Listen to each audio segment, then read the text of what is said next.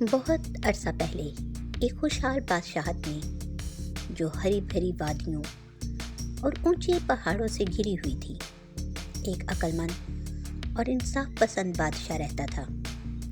اس کے 3 بیٹے تھے جو بہادر اور پرعزم تھے اور تخت کے وارث بننے کے خواہش مند تھے۔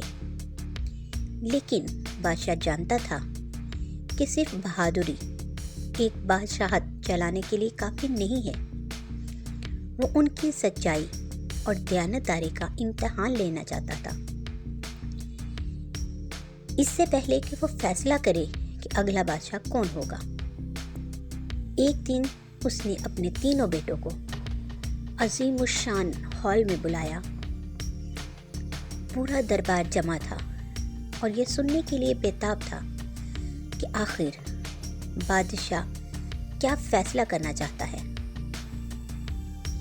بادشاہ کھڑا ہوا، اس کے ہاتھ میں ایک چھوٹا سا ڈبہ تھا۔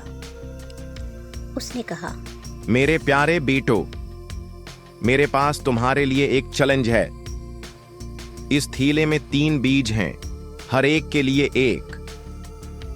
تمہارا کام آسان ہے، اس بیج کو لگاؤ، ایک پورے سال تک اس کی دیکھ بھال کرو اور اسے ایک پھلتا پھولتا پودا بنا دو۔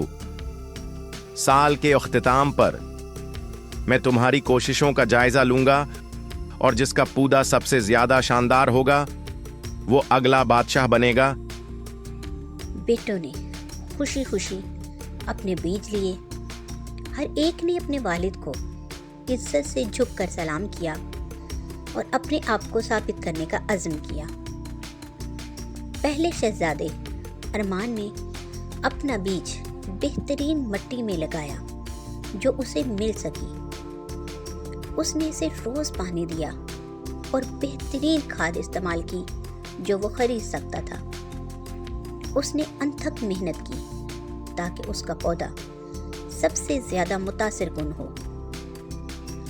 دوسرے شہزادے ریان نے اپنا بیج ایک سنہری گملے میں لگایا۔ اس نے اسے قیمتی کرسٹل سے سجایا اور اس بات کو یقینی بنایا کہ اسے باقاعدگی سے دھوپ اور پانی ملے۔ سب سے چھوٹے شہزادے ریان نے اپنا بیج ایک سادہ مٹی کے گملے میں لگایا۔ اس نے روز اسے پانی دیا اور صبر سے انتظار کیا۔ لیکن جیسے جیسے دن گزرتے گئے، پھر دن ہفتوں میں بدلے اور ہفتے مہینوں میں، لیکن اس کے گملے میں سے کچھ نہیں اگ سکا۔ اس نے ہر ممکن کوشش کی لیکن بے سود۔ مہینے گزر گئے، ریان کی بے چینی بڑھتی گئی۔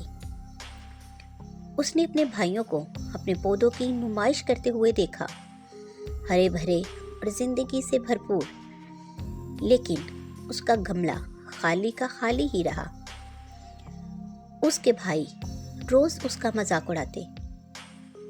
ارمان اس سے کہتا، شاید تم نے اس کی صحیح طریقے سے دیکھ بھال نہیں کی۔ زیان نے تنزن اپنے بھائی سے کہا، شاید تم بادشاہ بننے کے قابل ہی نہیں ہو۔ ان کے طعنوں کے باوجود ریان نے بیج کو تبدیل کرنے کا فیصلہ کیا اور نہ ہی دھوکہ دینے کا۔ اس نے کہا، میں نے والد سے وعدہ کیا تھا کہ ایمانداری سے اس بیج کو اگاؤں گا اور اب میں ان کے اعتماد کو نبھاؤں گا۔ 1 سال گزر گیا۔ بادشاہ نے اپنے بیٹوں کو دوبارہ دربار میں بلایا۔ محل شرفا اور عوام سے بھرا ہوا تھا جو حقیقت کا لمحہ دیکھنے کے لیے بےتاب تھے۔ پہلے ارمان اندر آیا، بڑے فخر کے ساتھ ایک بڑا شاندار پودا اٹھائے ہوئے۔ پودے کی پتیاں چمک رہی تھیں اور ہر کوئی حیرت سے سرگوشیاں کرنے لگا۔ پھر زیان آیا، ایک لمبا پودا لاتے ہوئے جو رنگین پھولوں سے سجا ہوا تھا۔ ہجوم نے زوردار تالیاں بجائیں۔ آخر میں ریان اندر آیا، لیکن یہ کیا، ایک خالی گملہ لیے ہوئے۔ کمرہ خاموش ہو گیا۔ مایوسی کی سرگوشیاں ہونے لگیں۔ بادشاہ نے اپنے بیٹوں اور ان کے تحفے کو دیکھا۔ اس نے ہر پودے کو غور سے دیکھا، پھر ریان کی طرف مڑ کر پوچھا، بیٹا تمہارا گملہ خالی کیوں ہے؟ ریان نے اپنا سر جھکا لیا اور جواب دیا، والد، میں نے ہر ممکن کوشش کی۔ میں نے بیج کو پانی دیا، دھوپ دی اور روز اس کی دیکھ بھال کی، لیکن یہ کبھی نہیں ہوگا۔ میں نے اسے تبدیل نہیں کیا یا دھوکہ نہیں دیا، کیونکہ میں آپ کے اعتماد کا احترام کرنا چاہتا تھا۔ بادشاہ نے مسکرا کر مجمع کے سامنے قدم بڑھایا۔ اس نے خاموشی کے لیے ہاتھ اٹھایا۔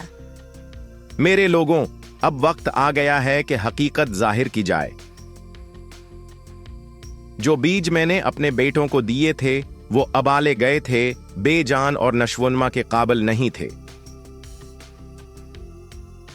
مجمع حیرت سے ہکا بکا رہ گیا۔ بادشاہ نے بات جاری رکھی، ارمان اور زیان نے اپنے بیج بدل دیے تاکہ یہ پودے اگا سکیں۔ وہ ظاہری شان و شوکت کے بارے میں زیادہ فکر مند تھے بجائے اس کے کہ ایماندار رہیں، لیکن ریان نے تمسخر اور دباؤ کے باوجود دیانتداری کے ساتھ کام کیا۔ اس نے صبر، ہمت اور سچائی کا مظاہرہ کیا۔ یہی حقیقی بادشاہ کی خصوصیات ہیں۔ ہجوم نے زوردار تالیاں بجائیں جب بادشاہ نے تاج ریان کے سر پر رکھا۔ کہانی کا سبق، ایمانداری اور دیانتداری ایک رہنما کی اصل پہچان ہے۔ زندگی میں دھوکہ دہی سے حاصل کی گئی کامیابی کھوکھلی ہوتی ہے، لیکن اپنے اصولوں پر قائم رہنے سے ہمیشہ حقیقی عظمت حاصل ہوتی ہے۔